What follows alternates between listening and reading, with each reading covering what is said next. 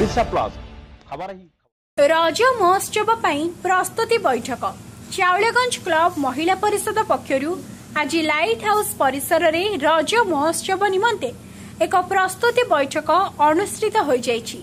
परिषदर अध्यक्षा तथा 42 number ward corporator Meena Sahu अध्यक्षतार अनुष्ठित सप्तम रज महोत्सव को किपरि सरस सुंदर करिहेब से दिगरे आलोचना करथिले।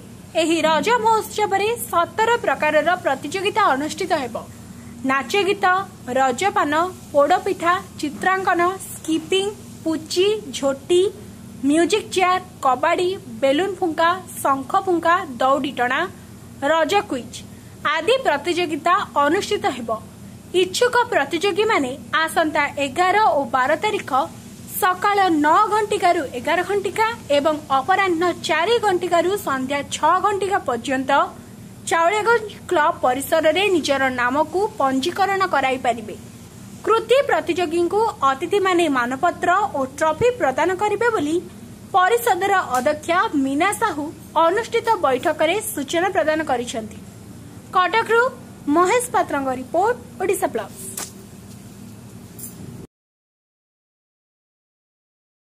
एटा सप्तमतम आम चाउलेगंज क्लब महिला माने एटा करि आसुछु। आजिका डेट रे देखंतु जो संस्कृति परंपरा धीरे धीरे लोप पाई जाउची। आगे गाँ गहली रे सब गछ मानकरे दोली बंधा होतिला, बाउंस दोली भी बंधा होतिला, जे माने खेलुतिले रज करी गोटे गाँ भितर लागुतिला चाउलेगंज भितर, किंतु सेटा धीरे धीरे लोप पाई गेलानी। किंतु आमे दीर्घ वर्ष जो 6 वर्ष पूरी एटा सप्तम वर्ष रज महोत्सव करछु। आम चाउलेगंज सब झियो माने आछुंती एवं महिला माने मध्ये आछुंती, आ आख पाखरु बहुत झियो माने आछुंती। एटा हमरो समस्त जानि गलेनी चाउलेगंज खेल पड़े रज महोत्सव होउची। आ एटा आमे 3 दिन करू। आम महिला माने समस्त एकत्रित होई 3 दिन एटा पूरा समय देकिना करू। 3 दिन रे विभिन्न प्रकार प्रतियोगिता रखि थाउ महिला मान पयका, झियो मान पयका 17टी 21टी इवेंट अछि। 3 दिन करा जाय। प्रथम रज दिन एवं द्वितीय रज, तृतीय रज दिन जहिला परे लास्ट दिन हमरो प्रोग्राम करी तांको प्राइज डिस्ट्रीब्यूशन करा जाय। अतिथि हमरो प्रथम हम साइर सब अस्त मुरबी आसंती एवं हमरो कटक चौधरी विधायक को डाकू एवं हम कटक बारवाटी विधायक को डाकू। हमरो एमपी साहब महोदय आसंती एवं अन्य माने सब आसंती डका जाय। रज होची ओडिशार गणपर्व। गणपर्व को लेकिन आमर एटा होची सप्तमतम रज महोत्सव आरंभ करने को जाउछु।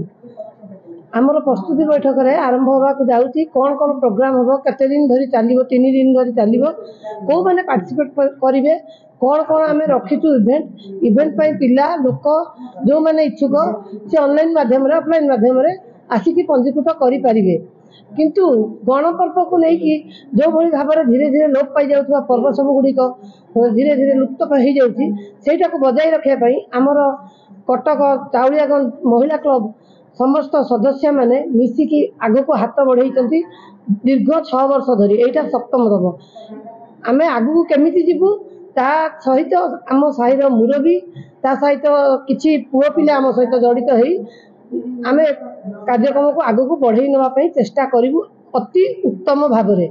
एथर किछि अलग आकार रे देखैबा को चाहिबु।